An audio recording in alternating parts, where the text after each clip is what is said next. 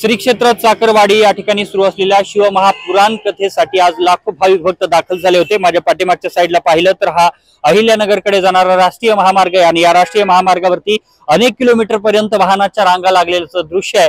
तर दुसऱ्या बाजूला हाच राष्ट्रीय महामार्ग अहमदपूरकडे जातो, त्या दिशेला देखील लांबपर्यंत या वाहनांच्या रांगा लागल्याचं दृश्य पाहायला मिळतंय। गेल्या 3 तासांपासून या रस्त्यावरती अशाच पद्धतीने वाहतूक आहे आणि दुसऱ्या बाजूला जर पाहिलं तर आपण अहमदपूर ते अहिल्यानगर हा जो राष्ट्रीय महामार्ग आहे त्या राष्ट्रीय महामार्गावरून आतमध्ये श्री क्षेत्र चाकरवाडीकडे जाणारा हा प्रमुख चौक आहे आणि या ठिकाणाहून जवळपास 5.5 किलोमीटरचं हे श्री क्षेत्र चाकरवाडी या ठिकाणच्या देवस्थानचं अंतर आहे। तिथपर्यंत या रस्त्यावरती देखील हजारो वाहनांची रांग लागल्याचं दृश्य आहे।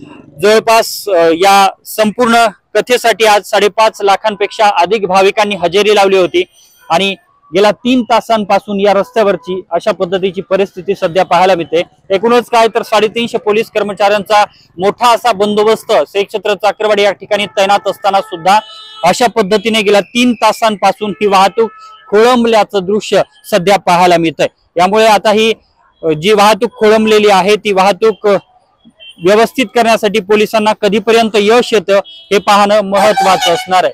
कॅमेरामन विनोद सह मी अशोक कालकुटे, TV9 मराठी, चाकरवाडी, बीड।